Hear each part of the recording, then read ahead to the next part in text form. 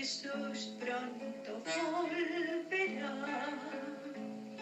al mundo con gran poder. Promesa nos dio y la cumplirá, su rostro podremos ver. En gloria y majestad vendrá nuestro Salvador, pues señales por doquier anuncian al Señor.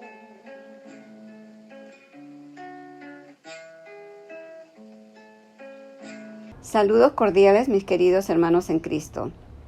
La lectura anterior de este gran libro se trataba de la toma de Jerusalén. Continuamos con este tema, capítulo 1, página 34, del libro Seguridad y Paz en el conflicto de los siglos por Elena de White. Espantosas fueron las calamidades que sufrió Jerusalén cuando el sitio se reanudó bajo el mando de Tito. La ciudad fue sitiada en el momento de la Pascua, cuando millones de judíos se hallaban reunidos dentro de sus muros. Los depósitos de provisiones que, de haber sido conservados, hubieran podido abastecer a toda la población por varios años, habían sido destruidos a consecuencia de la rivalidad y de las represalias de las facciones en lucha, y pronto los vecinos de Jerusalén empezaron a sucumbir a los horrores del hambre. Una medida de trigo se vendía por un talento. Tan atroz era el hambre que los hombres roían el cuero de sus cintos, sus sandalias y las cubiertas de sus escudos. Muchos salían durante la noche para recoger las plantas silvestres que crecían fuera de los muros, a pesar de que muchos de ellos eran aprehendidos y muertos por crueles torturas, y a menudo los que lograban escapar eran despojados de aquellos que habían conseguido aún con riesgo de la vida. Los que estaban en el poder imponían sus castigos más infamantes para obligar a los necesitados a entregar los últimos restos de provisiones que guardaban escondidos, y tamañas atrocidades eran perpetradas muchas veces por gente bien alimentada que solo deseaban almacenar provisiones para más tarde. Millares murieron a consecuencia del hambre y la pestilencia. Los afectos naturales parecían haber desaparecido. Los esposos se arrebataban unos a otros los alimentos. Los hijos quitaban a sus ancianos padres la comida que se llevaban a la boca. Y la pregunta del profeta, ¿se olvidará acaso la mujer de su niño mamante?, recibió respuesta en el interior de los muros de la desgraciada ciudad, tal como la diera la Santa Escritura. Las misericordiosas manos de las mujeres cuecen a sus mismos hijos. Estos les sirven de comida en el quebranto de la hija de mi pueblo. Isaías 49:15. Lamentaciones 4:10. Una vez más se cumplía la profecía pronunciada 14 siglos antes y que dice: la mujer tierna y delicada en medio de ti, que nunca probó a asentar en tierra la planta de su pie, de pura delicadeza y ternura, su ojo será avariento para con el marido de su seno y para con su hijo y su hija, así respecto de su niño recién nacido como respecto de los demás hijos que hubiere parido, porque ella solo los comerá ocultamente en la falta de todo, en la premura y en la estrechez con que te estrecharán tus enemigos dentro de tus ciudades. Deuteronomio 28, 56 y 57. Los jefes romanos procuraron aterrorizar a los judíos para que se rindiesen. A los que eran apresados resistiendo los azotaban, los atormentaban y los crucificaban frente a los muros de la ciudad. Centenares de ellos eran así ejecutados cada día, y el horrendo proceder continuó hasta que a lo largo del valle de Josafat y en el Calvario se erigieron tantas cruces que apenas dejaban espacio para pasar entre ellas. Así fue castigada aquella temeraria imprecación que lanzara el pueblo en el tribunal de Pilato, al exclamar: «Recaiga su sangre sobre nosotros y sobre nuestros hijos». Mateo 27, 25.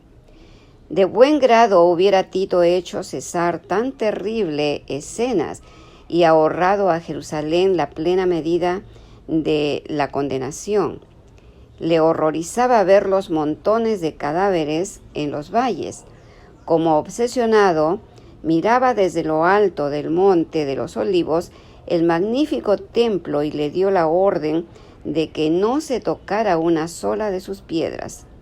Antes de hacer la tentativa de apoderarse de esa fortaleza, dirigió un fervoroso llamado a los jefes judíos para que no lo obligasen a profanar con sangre el lugar sagrado. Si querían salir a pelear en cualquier otro lugar, ningún romano violaría la santidad del templo. Josefo mismo, en elocuentísimo discurso, les rogó que se entregasen para salvarse a sí mismos, a su ciudad y a su lugar de culto. Pero respondieron a sus palabras con maldiciones y arrojaron dardos a su último mediador humano mientras alegaba con ellos.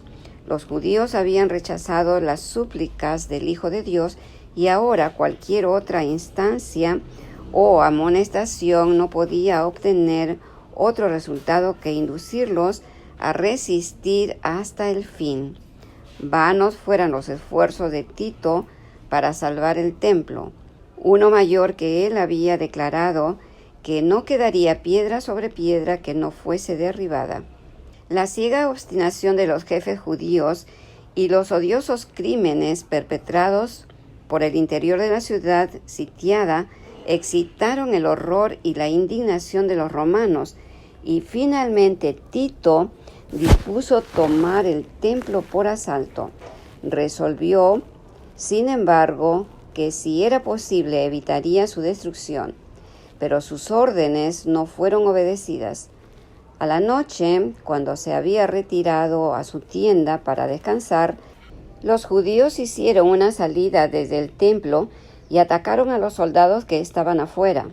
Durante la lucha, un soldado romano arrojó al pórtico por una abertura un leño encendido, e inmediatamente ardieron los aposentos enmaderados de cedro que rodeaban el edificio santo. Tito acudió apresuradamente seguido por sus generales y legionarios y ordenó a los soldados que apagasen las llamas. Sus palabras no fueron escuchadas.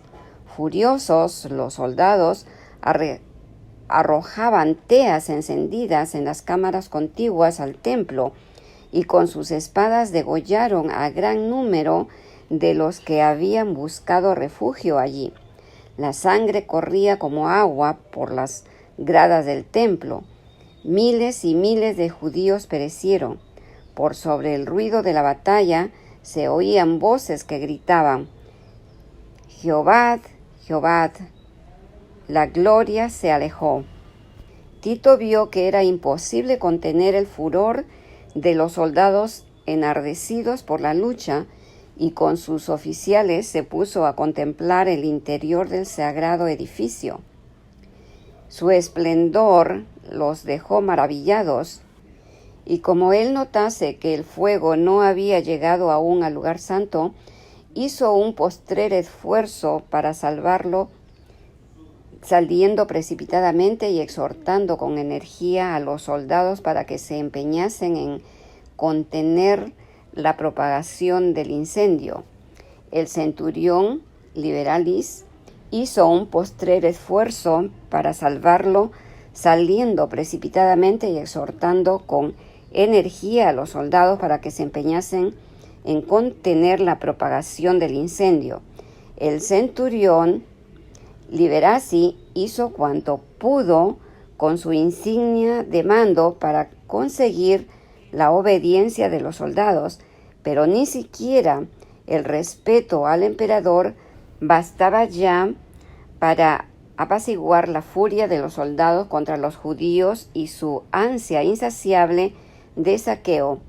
Todo lo que los soldados veían en torno suyo estaba revestido de oro y resplandecía a la luz siniestra de las llamas, lo cual les inducía a suponer que habría en el santuario tesoros de incalculable valor.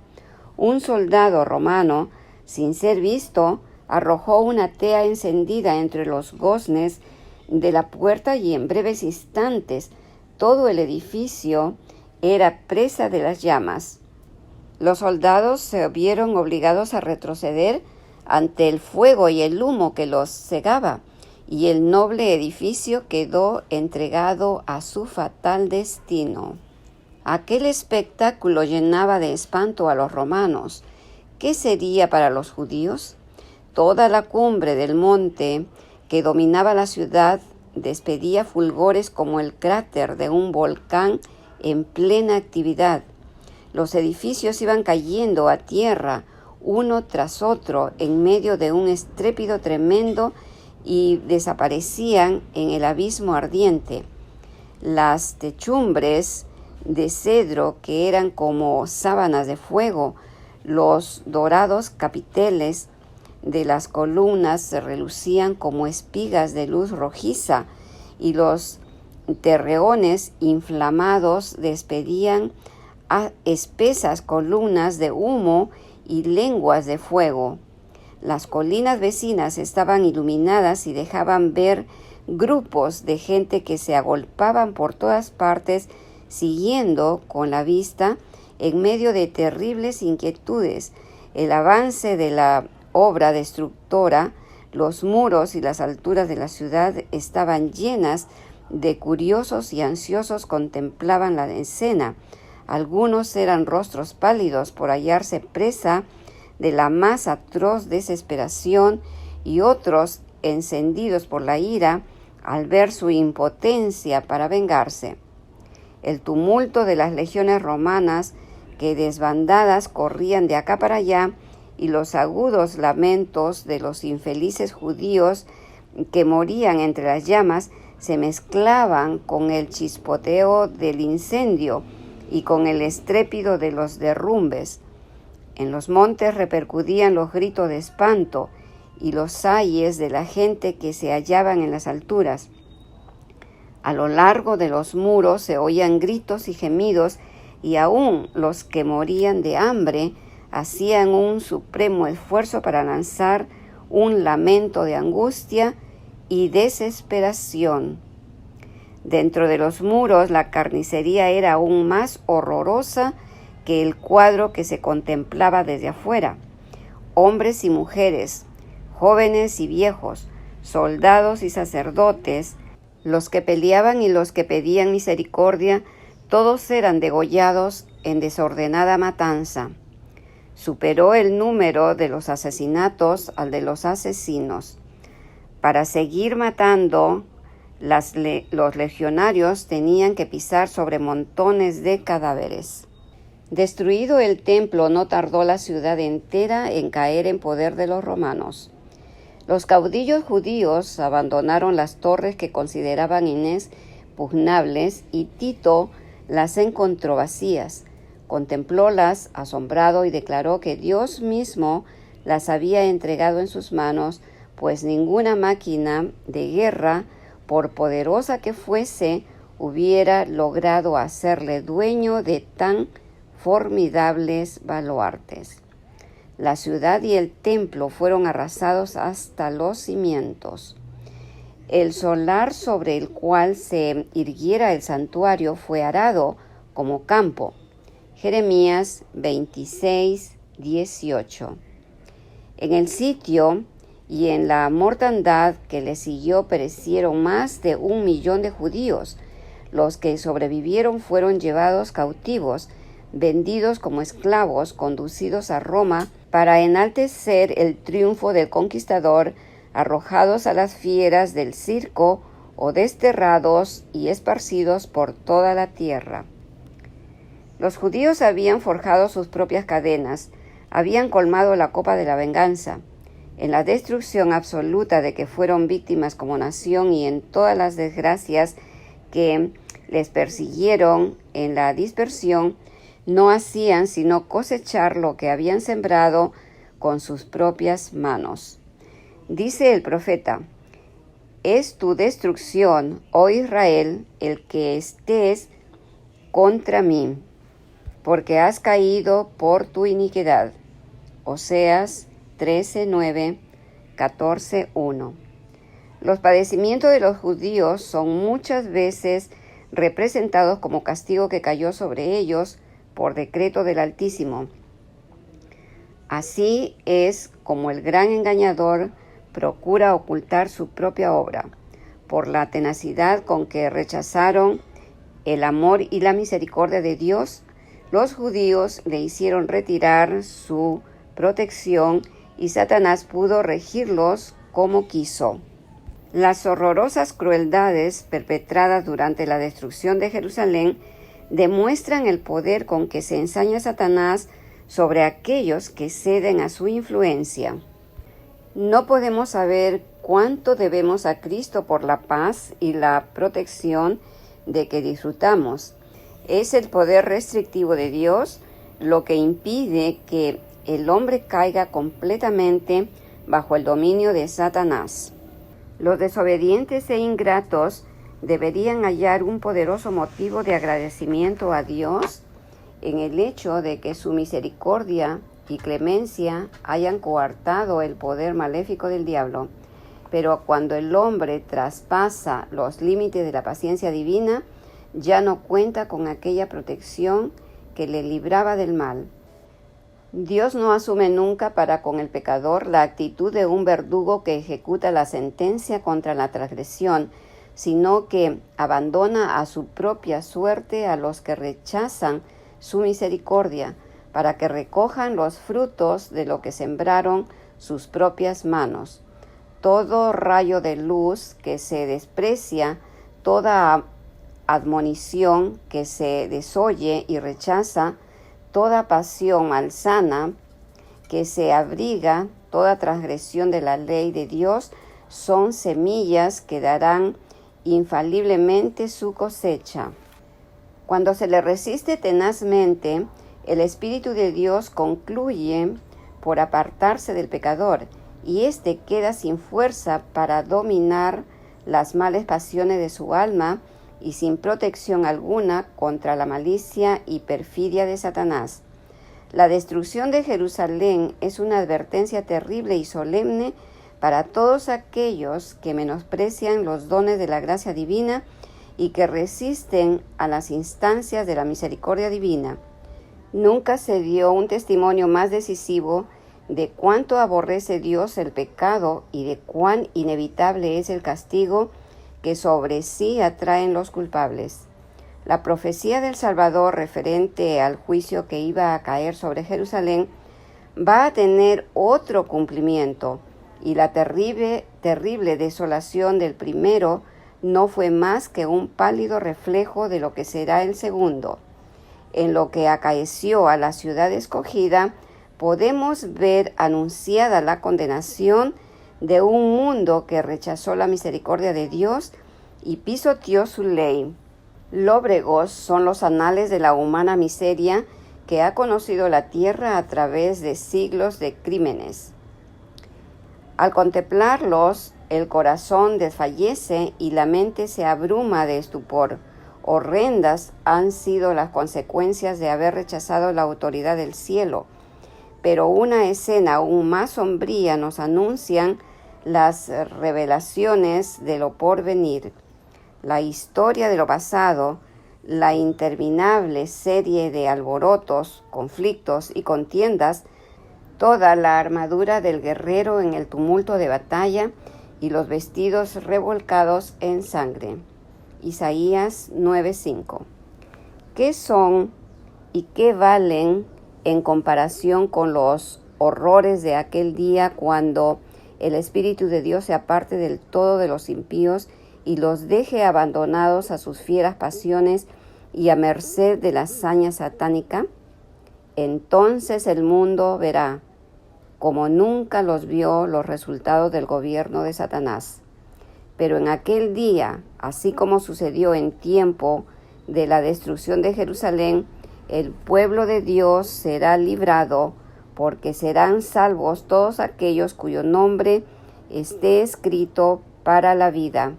Isaías 4:3. Nuestro Señor Jesucristo anunció que vendrá la segunda vez para llevarse a los suyos. Entonces se mostrará la señal del Hijo del Hombre en el cielo, y entonces lamentarán todas las tribus de la tierra, y verán al Hijo del Hombre que vendrá sobre las nubes del cielo con grande poder y gloria, y enviará sus ángeles con gran voz de trompeta, y juntará sus escogidos de los cuatro vientos, de al cabo del cielo hasta el otro. Mateo 24, 30, 31. Entonces los que no obedezcan al Evangelio serán muertos con el aliento de su boca y destruidos con el resplandor de su venida. Segunda de Tesalonicenses 2:8. Así como lo sucedió antiguamente a Israel, los malvados se destruirán a sí mismos y perecerán víctimas de su iniquidad. Debido a su vida pecaminosa, los hombres se han apartado tanto del Señor y tanto ha degenerado su naturaleza con el mal, que la manifestación de la gloria del Señor es para ellos un fuego consumidor. Deben guardarse los hombres de no menospreciar el aviso de Cristo respecto a su segunda venida, porque como anunció a los discípulos la destrucción de Jerusalén y les dio una señal para cuando se acercara la ruina, así también previno al mundo del día de la destrucción final y nos dio señal de la proximidad de ésta, para que todos los que quieran puedan huir de la ira que vendrá. Dijo Jesús: y habrá señales en el sol y en la luna y en las estrellas, y sobre la tierra angustia de naciones. Lucas 21, 25, Marcos 24, 29, Apocalipsis 6, del 12 al 17. Cuando viereis todas estas cosas, sabed que está cercano a las puertas. Mateo 24, 33. Velad. Mateo 13, 35. Es la amonestación del Señor. Los que le presten atención no serán dejados en tinieblas ni sorprendidos por aquel día. Pero los que no quieran velar serán sorprendidos, porque el día del Señor vendrá así como ladrón de noche. Primera de Tesalonicenses 5:15. El mundo no está hoy más dispuesto a creer el mensaje dado para este tiempo de lo que estaba en los días de los judíos para recibir el aviso del Salvador respecto a la ruina de Jerusalén. Venga cuando venga, el día de Dios caerá repentinamente sobre los impíos desprevenidos. El día menos pensado en medio del curso rutinario de la vida, absortos los hombres en los placeres de la vida, en los negocios, en la casa, en el dinero, cuando los guías religiosos ensalcen el progreso y la ilustración del mundo, y los moradores de la tierra se dejen arrullar por una falsa seguridad, entonces, como ladrón que a medianoche penetra en una morada sin custodia, así caerá la inesperada destrucción sobre los desprevenidos, y no escaparán. Muy cercano el tiempo está cuando la humanidad jubilosa cantará